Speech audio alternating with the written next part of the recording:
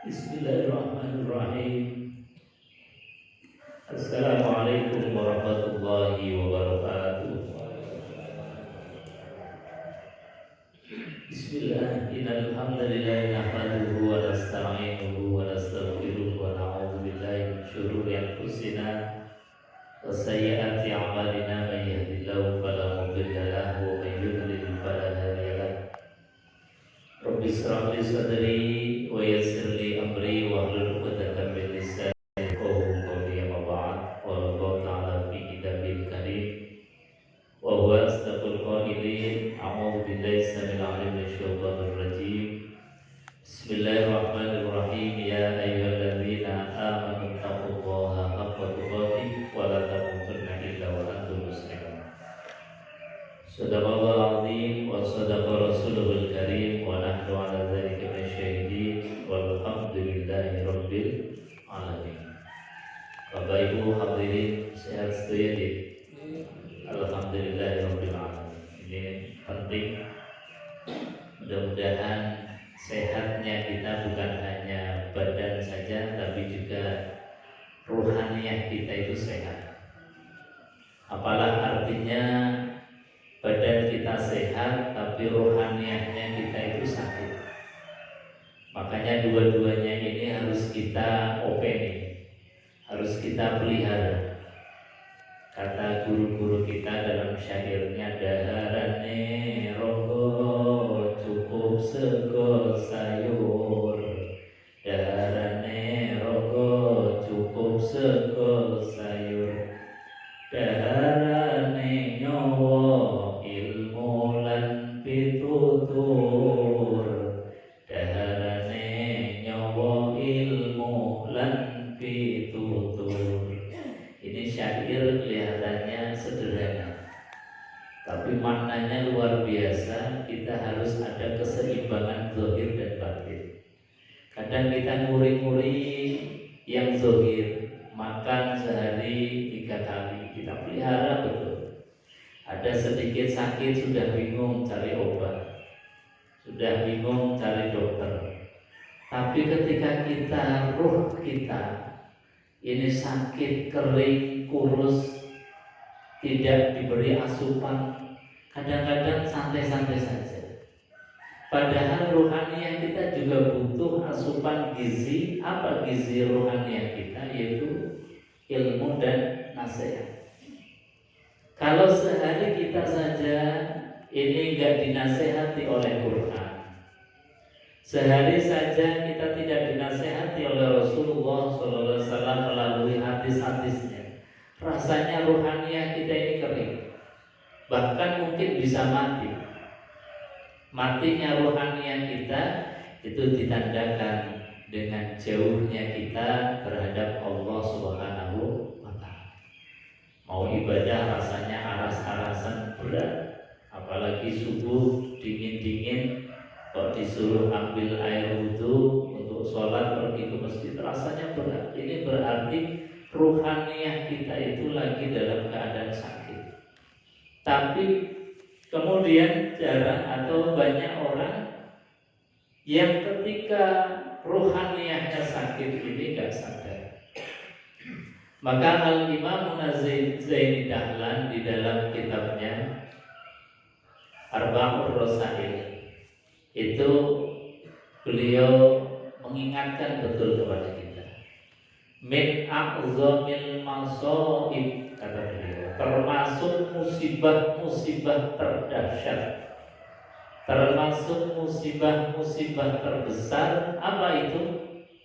Bukan pandemi seperti 2 tahun yang kemarin adanya virus corona, atau musibah tsunami yang ratusan jiwa itu kemudian meninggal dunia, atau karena banjir bandang, tanah longsor, gunung meletus dan lain sebagainya. Bukan itu. Itu masih kecil, masih remeh. Meskipun mungkin yang meninggal dunia dampaknya itu bisa ratusan ribu jiwa, tapi ada yang lebih dahsyat daripada itu. Bahkan Al-Imam Zaini Dahlan mengatakan min aqzamil masaib, termasuk termasuk musibah-musibah terdahsyat, terbesar, karena ini bahayanya laten. Laten itu artinya orang yang terkena musibah ini kadang-kadang nggak sadar kalau dirinya lagi terkena musibah. Yang kedua, kenapa disebut laten? Karena bahayanya ini dampaknya bukan hanya di dunia, tapi dimintai pertanggungjawaban oleh Allah di akhirat. Kalau pandemi virus corona sudah meninggal dunia, ya sudah. Nanti di akhirat gak ditanya kenapa kamu meninggal dunia, sebabnya apa, gak ditanya. Ketika tsunami meninggal dunia, tidak ditanya, tidak dimintai pertanggungjawaban oleh Allah Subhanahu wa Ta'ala. Bahkan dikasih bonus, orang yang meninggal dalam keadaan seperti itu syahid dunia. Ini lumayan. Tapi kalau orang yang terkena musibah ini, itu dampak dan dimintai pertanggungjawabannya di akhir. Apa musibah yang terdahsyat ini? Tahawunu bis sholat, yaitu orang yang gampang ke sholat. Jadi orang yang menyepelekan sholat itu sebetulnya lagi terkena musibah terbesar. Kelihatannya santai-santai, masih guya-guyu, masih jalan-jalan, tapi sebetulnya dia lagi terkena musibah terdahsyat, musibah terbesar. Makanya mari kita jaga sholat kita, dan kita patut bersyukur pagi hari ini kita bisa hadir memenuhi panggilan Allah melaksanakan sholat berjamaah subuh. Mari kita syukuri biqaulina alhamdulillahirabbil alamin. Bapak Ibu hadirin jamaah yang dimuliakan Allah Subhanahu wa Ta'ala. Kita lanjutkan tafsir Al-Qur'anul Karim masih pada suratul Fatihah. Ini ayat yang terakhir dari surat Al-Fatihah. Bahwa di awal kajian surat Fatihah ini kami sampaikan bahwa surat Fatihah ini adalah hadiah yang luar biasa Allah berikan kepada kita. Allah berikan hadiah ini sebagai undang-undang dasarnya kita di dalam hidup, menata hidup kita ini. Jadi Allah sampaikan sebagai qanun asasiyun, sebagai undang-undang dasar yang Allah sampaikan untuk menjadi panduan hidup kita. Dari mulai ayat yang awal sampai dengan ayat yang terakhir, itu kalau kita kemudian renungkan betul makna dan isinya, menjadi satu panduan hidup kita, agar hidup kita menjadi hidup yang lurus, yang diridhoi oleh Allah Subhanahu wa Ta'ala. Bapak Ibu jemaah yang dimuliakan Allah, yang kemarin ayat yang ke-6, Allah mengajarkan kepada kita satu doa, ihdinas siratal mustaqim. Ihdinas siratal mustaqim, ya Allah tunjukilah kami siratal mustaqim, yaitu jalan yang lurus, aidinul Islam, yaitu agama Islam. Kita diajarkan oleh Allah, ihdina, tunjukilah kami. Yang pertama kemarin kami sampaikan bahwa di dalam setiap doa kita, permohonan kita juga hendaknya kita ikutkan dengan doa-doanya orang lain, dan juga kita mengikut sertakan orang lain di dalam doa kita. Ini satu etika dan adab. Kenapa Allah mengajarkan ihdina, bukan ihdi, tunjukilah aku? Meskipun yang bicara kita sendiri, meskipun kita berdoa dalam kesendirian, tapi tetap diajarkan ihdina. Karena kita di dalam beretika, beribadah, berdoa, itu punya kesadaran bahwa ya Allah, meskipun kami doa, tapi rasanya doa, permohonan, proposal yang kami sampaikan kepada Engkau rasanya tidak layak untuk diterima ya Allah. Karena kalau dilihat dari apa yang disampaikan oleh baginda Rasulullah SAW, kelayakan doa itu Itu juga banyak hal. Yang pertama adalah bagaimana makanan kita. Makanan kita supaya doa permohonan kita tidak ada hijab, maka hendaknya yang kita makan, yang kita minum, konsumsi dalam seharinya itu adalah halal dan thayyibah. Ini dari segi makanan. Maka dari hal ini saja rasanya kemudian kita, ya Allah, apakah pantas doaku ini kemudian dikabul? Sementara makananku kadang-kadang bahasanya kita itu wal-wal kedua. Ada nggak tahu mana yang halal, mana yang haram. Asal kemudian itu kemudian mendatangkan rupiah, uang, kita nggak pikir lagi apakah itu boleh atau enggak, apakah itu halal atau haram. Sehingga kalau dari sisi itu saja kelihatannya nggak pantas doa kita, meskipun kita berbuih-buih bermohon kepada Allah Subhanahu wa Ta'ala. Dari segi kedekatan hati kita dengan Allah, rasanya hati kita juga seringkali lalai terhadap Allah Subhanahu wa Ta'ala. Kita ingat Allah Subhanahu wa Ta'ala manakala dalam sholat, dalam ibadah-ibadah makhluk. Sholat pun seringkali kita lalai terhadap Allah Subhanahu.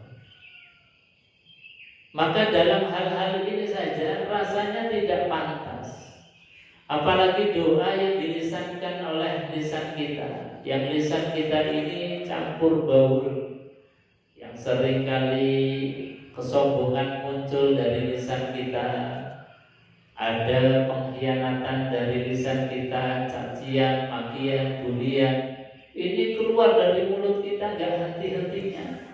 Kok kita kemudian minta kepada Allah dari mulut yang sama, mulut yang seringkali bermaksiat, berdosa kepada Allah Subhanahu wa Ta'ala, ini kemudian rasanya kalau kita mengukur dari hal ini, kok tidak pantas kita minta kepada Allah. Makanya Allah mengajarkan ihdina, ya Allah tunjukilah kami, agar doa kita yang rasanya tadi dalam segi kepantasan kok gak pantas, maka ya Allah doaku yang gak pantas ini berbarengan atau barengkanlah ya Allah dengan doa-doanya orang yang hatinya lebih tulus, hatinya lebih bersih, makanannya lebih halal, kalimat ucapan-ucapannya itu lebih baik dari ucapan-ucapan.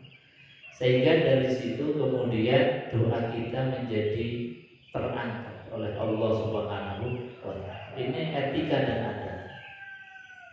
Dan juga andai kata mungkin orang lain yang secara tadi di bawah kita, mungkin makanannya masih sembarangan, perbuatan, ucapannya juga masih sembarangan. Ketika mereka minta kepada Allah barokah dari mungkin amal kita yang lebih baik, ucapan kita yang lebih baik, hati kita yang lebih tulus, ikut doa mereka itu dibarengkan dengan doa kita.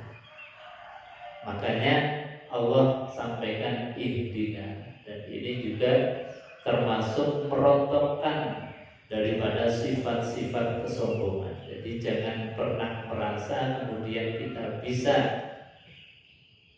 berjalan menuju Allah sendirian, ibadah kepada Allah sendirian, tapi dengan kerendahan hati ya Allah, dengan segala kekurangan kami ya Allah, maka terimalah dan doa-doa kami ini ijabah. Ini sebagai etika kita. Ihdinas siratal mustaqim, ya Allah tunjukilah kami jalan yang lurus. Apa jalan yang lurus itu? Yaitu siratal ladzina an'amta 'alaihim ghairil maghdubi 'alaihim waladdallin. Jalan lurus yang dimaksud oleh Allah adalah siratal ladzina, jalannya orang-orang. Ini untungnya kita. Andai kata Allah mengatakan jalan yang lurus itu adalah siratallah atau siratullah, jalannya Allah, ini kan susah. Untungnya Allah ngasih jalan itu jalan yang mudah, yaitu apa? Jalannya orang-orang. Kalau jalannya Allah yang disuruh kita mengikuti, gak akan bisa. Karena Allah kita gak pernah lihat.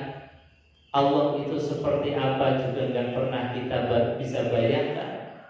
Sifat-sifatnya Allah yang Allah itu dalam ayat kursi tadi yang kita baca, Allahu la ilaha illa huwal hayyul qayyum la ta'khudhuhu sinatun wa la naum lahu ma fis samawati wa ma fil ardh. Enggak akan bisa kita mengikuti jalan seperti Allah ini. Allahu la ilaha illa huwal hayyul qayyum, yang hidup terus, yang kuat terus, yang tidak butuh tidur, tidak butuh mengantuk. Nah, kita kan nggak bisa. Kita itu kadang-kadang ya pas ada sehat, pas kadang sakit. Kita butuh tidur, butuh istirahat, butuh makan, butuh minum. Sementara Allah nggak butuh itu semua. Untungnya ketika kita berdoa ihdinas siratal mustaqim, yang dimaksud siratal mustaqim adalah siratal ladzina an'amta alaihim, yaitu jalannya orang-orang yang bagaimana? An'amta alaihim, yang sudah sukses mendapatkan nikmat sempurna atas mereka. Ini kan kita jadi mudah. Siapa orang yang sudah sukses di dalam mendapatkan kesempurnaan nikmat? Ini disebutkan di dalam ayat yang lain, wa may yuti'illaha wa rasulahu fa ulaika ma'al ladzina an'ama Allahu 'alaihim minan nabiyyin was-siddiqin was-syuhada was-shalihin. Ini jadi gampang. Siapa orang yang sudah sukses? Kata Allah, orang itu akan dibarengkan nanti di surga ma'an nabiyyin, bersama dengan para nabi. Artinya kalau kita mencontoh, mengikuti apa yang dilakukan oleh para nabi, para rasul, berarti kita sudah benar. Berarti jalan yang kita ikuti itu sudah benar. Dan para nabi, para rasul mudah untuk diikuti. Kenapa? Karena nabi dan rasul adalah dari jenis kita, yaitu manusia. Nabi Muhammad makan, ya kita bisa makan. Nabi Muhammad minum, tidur, istirahat, ya kita sama, butuh minum, butuh tidur, butuh istirahat. Makannya Rasulullah kalau kita niru jadi ibadah, minumnya Rasulullah kalau kita niru jadi ibadah, tidurnya Rasulullah kalau kita niru jadi ibadah. Gampang untuk ditiru. Karena apa? Karena Nabi dari jenis manusia.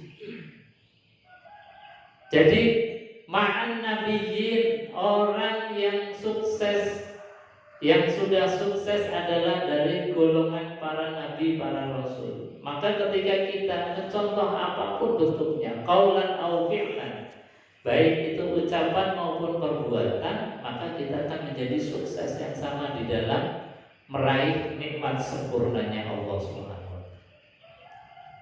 Wasiddiqin, dan juga orang yang siddiq, orang yang jujur, orang yang benar. Ini juga orang yang sukses.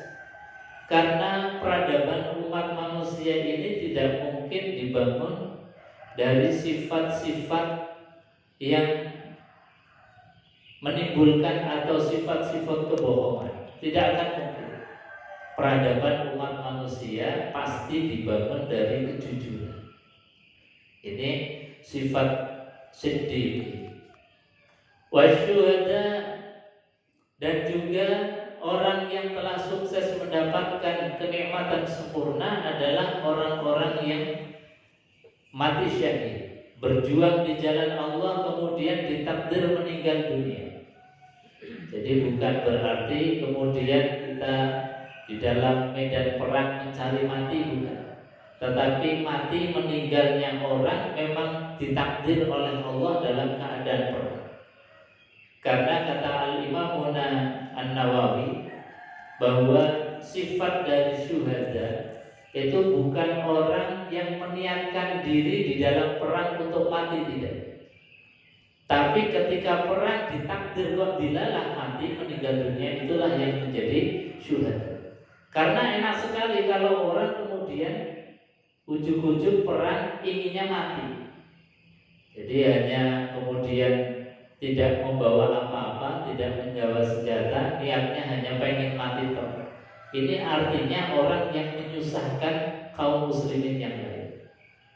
Kalau dia mati berarti secara personil menjadi kurang. Kalau kurang berarti menjadi bebannya orang lain.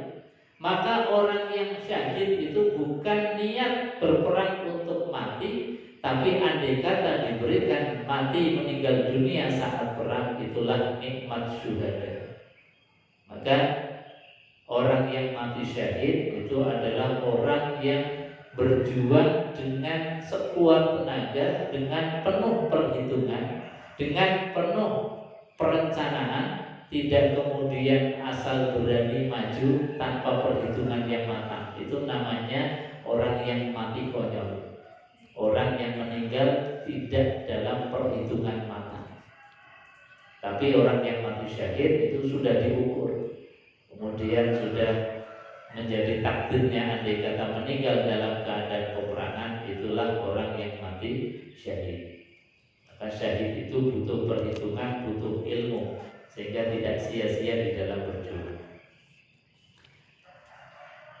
Jadi kata Allah Subhanahu wa taala, orang yang telah sukses di dalam menggapai nikmatnya Allah Subhanahu wa taala adalah minan nabiyyin wasiddiqin wasyuhada wassalihin. Yang keempat, orang yang sukses adalah orang yang baik, orang yang soleh.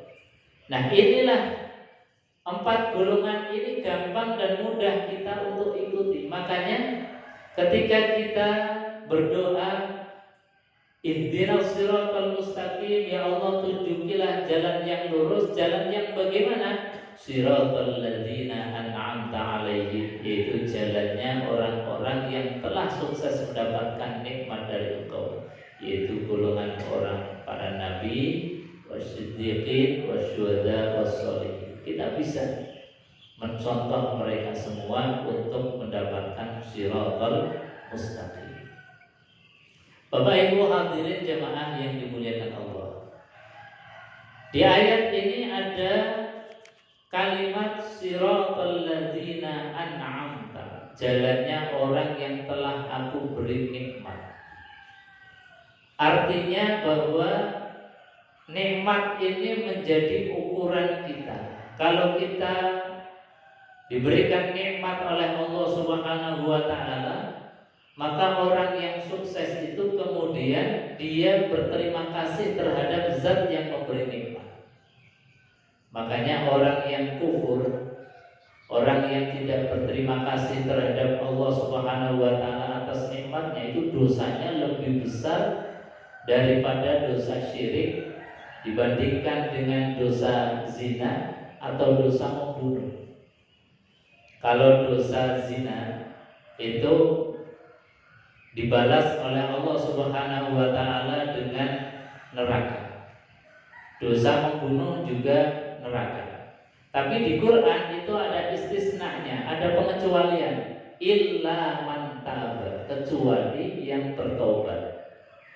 Jadi zina tapi tobat itu diampuni oleh Allah. Membunuh bertobat diampuni oleh Allah. Tapi kalau kufur nikmat, tidak berterima kasih terhadap Allah Subhanahu wa taala, itu Allah murkanya luar biasa. Dalam hadis qudsi itu disebutkan, man lam yashkur ala na'mai wa lam yasbir ala al-bala'i wa lam yaqda ala al-qada'i falyakhruj minas sama'i wal yatlub rabban siwaya. Ini Allah di dalam mensikapi orang yang dikasih nikmat tapi tidak mau bersyukur, itu murkanya luar biasa. Man lam yashkur ala na'mai, barang siapa yang dikasih nikmat kok gak syukur, Mengucapkan alhamdulillah saja itu nggak bisa. Mengucapkan alhamdulillah saja itu kalau ingat kadang-kadang ini orang yang dimurkai oleh Allah Subhanahu wa taala. Dan juga ketika diuji oleh Allah Subhanahu wa taala, yang ujian itu pasti terhadap kita. Datang kepada kita itu ujian itu sebuah keniscayaan. Gak mungkin kita itu gak diuji. Gak mungkin kita itu gak dicoba. Karena setiap manusia pasti didatangkan ujian oleh Allah Subhanahu wa taala.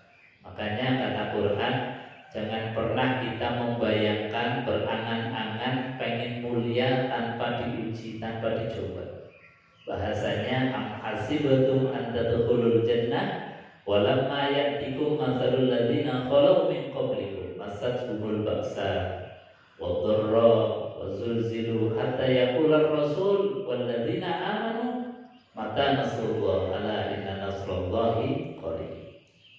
Jadi kata Allah memberikan motivasi kepada kita, bombong-bombongi hati kita. Am hasibtum, jangan pernah kau menyangka, mengira antadkhulul jannah akan diberikan surga, dimasukkan surga, diberikan kegembiraan, kesenangan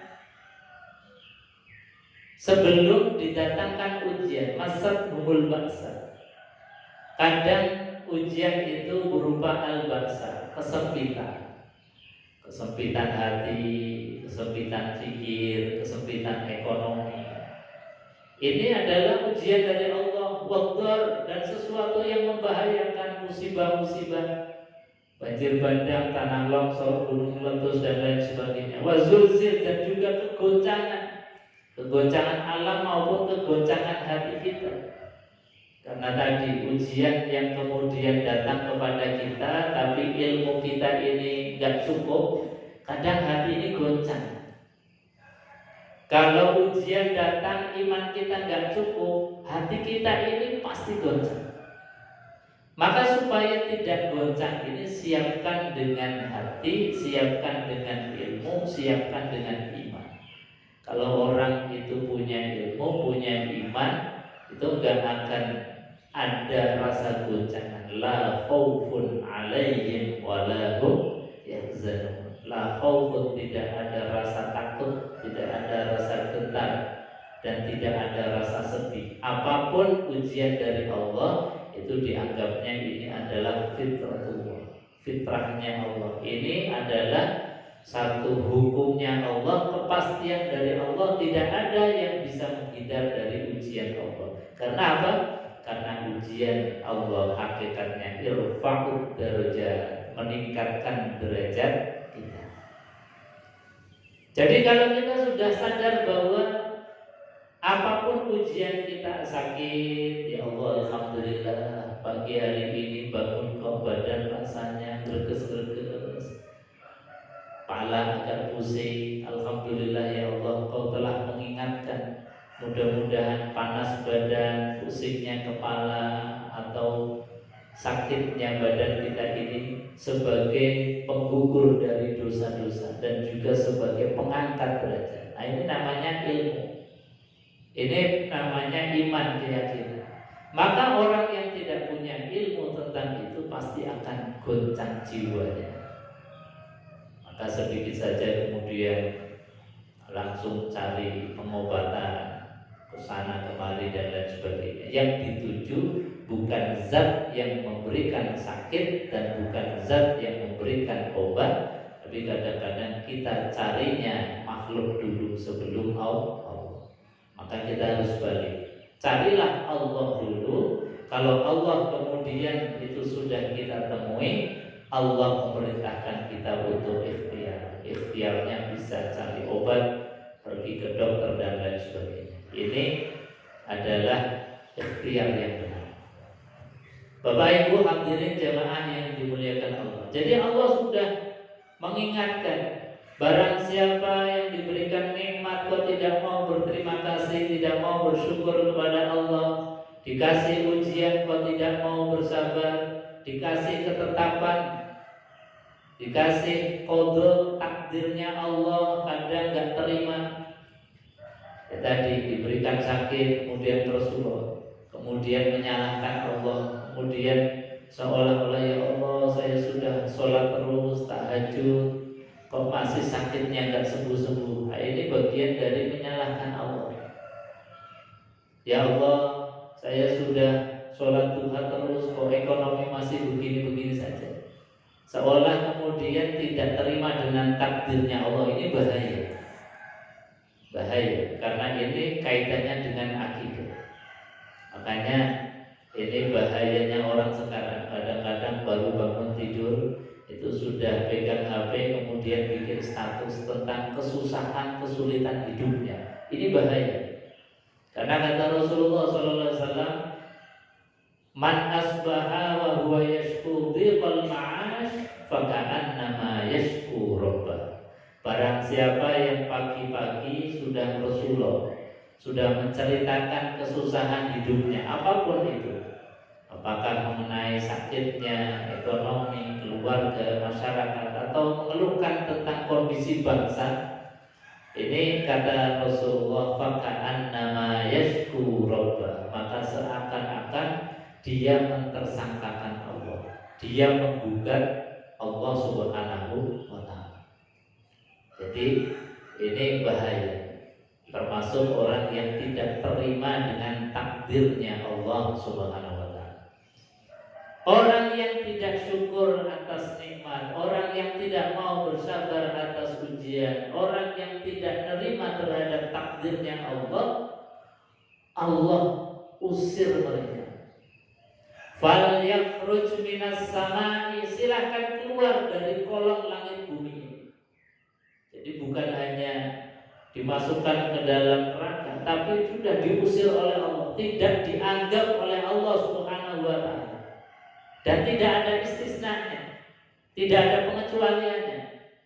Kalau tadi zina illa man taba, kecuali orang yang tobat. Membunuh juga dosa besar, akan dimasukkan ke dalam neraka, tapi ada istisnanya, ada pengecualinya, illa man taba, kecuali orang yang tobat. Tapi kalau orang yang dikasih nikmat itu gak ada pengecualiannya, langsung diusir oleh Allah. Fal yakhruj minas samai, silahkan keluar dari kolong langit bumi itu.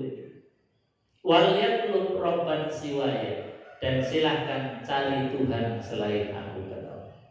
Ini kan sudah dahsyat sekali. Jadi marahnya Allah itu kalau cara kita itu sudah sampai ke ubun-ubun, tidak ada ampun lagi.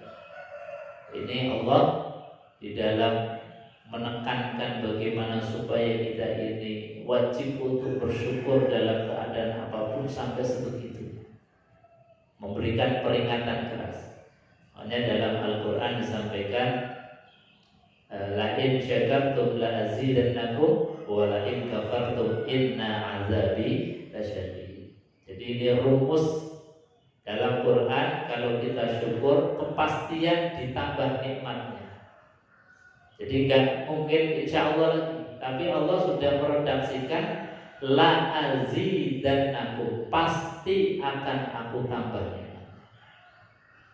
Jadi kalau kita pengen tambah nikmatnya, tidak ada kata lain kecuali alhamdulillah ya Allah atas segala nikmat. Meskipun itu bentuknya adalah rasa sesuatu yang kita nggak ingin, misalnya seperti sakit. Sakit sebetulnya menurut kita itu kan gak enak. Tapi kalau kita punya ilmu, menjadikan itu nikmat. Karena apa? Dengan sakit itu ladang pahala bagi kita. Dengan sabar, dengan ikhtiar, itu kan ladang pahala. Karena apa? Karena Rasulullah SAW sudah menjanjikan orang yang sakit meskipun panas demam itu adalah sebagai kafaratun lil dzunub, sebagai penutup dari dosa-dosa kita. Jadi dosa kita itu ditutupi dengan sakit. Bahkan para ulama itu mengatakan beruntung sekali orang yang meninggal dunia yang diawali dengan sakit. Kenapa? Karena orang yang meninggal dunia diawali dengan sakit berarti meninggal dunianya ini tidak membawa dosa. karena dosanya sudah dilebur oleh Allah dengan sakitnya. Dosanya sudah dilebur oleh Allah dengan leburan tadi, sakit. Yang sakit kemudian kita ini rela, ridho, ikhlas terhadap takdirnya Allah Subhanahu wa taala. Maka ilmu-ilmu yang semacam ini dalam keadaan doruri atau dalam keadaan darurat ini harus kita tanamkan betul. Sebab kalau kita nggak punya ilmu semacam ini, ketika kita dalam kondisi yang seperti itu, ini seringkali kemudian suudzon sama Allah. Ya Allah, saya kok sakit terus ya, padahal saya sudah ibadah terus menerus, sedekah juga nggak kurang-kurang, kok ya masih sakit, kok sakitnya kok ya nggak sembuh-sembuh. Makanya kemudian Allah sampaikan, am hasibtum an tadkhulul jannah wa lamma ya'tikum mathalul ladzina khalu min qablikum massatuhumul ba'sa wa dharra wa zulzilu. Semua orang akan diuji oleh Allah. Hatta yaqulur rasul, bahkan rasul pun diuji oleh Allah. Sampai-sampai Nabi itu ketika diuji oleh Allah dengan ujian yang berat. Ini lumrahnya manusia, sampai Nabi itu mengatakan, mata nasrullah, ya Allah kapan pertolonganmu akan datang? Maka langsung dijawab oleh Allah, ala inna nasrullahi qarib. Ketahuilah wahai Muhammad bahwa pertolongan Allah itu sungguh amat sangat dekat sekali. Karena apa? Pertolongan Allah itu Allah sudah letakkan di dalam hati kita. Ujian apapun kalau kita terima dengan wadah hati yang luas, ini akan tidak terasa lagi ujian. Sering digambarkan andai kata ada satu gelas air, kemudian satu gelas air itu dikasih 1 sendok garam. Kalau kita minum pasti rasanya asin. Tapi kalau kemudian wadahnya itu dilebarkan, dibesarkan, masih ujiannya atau diberikan 1 sendok garam, itu garamnya sudah mulai hambar, tidak terasa.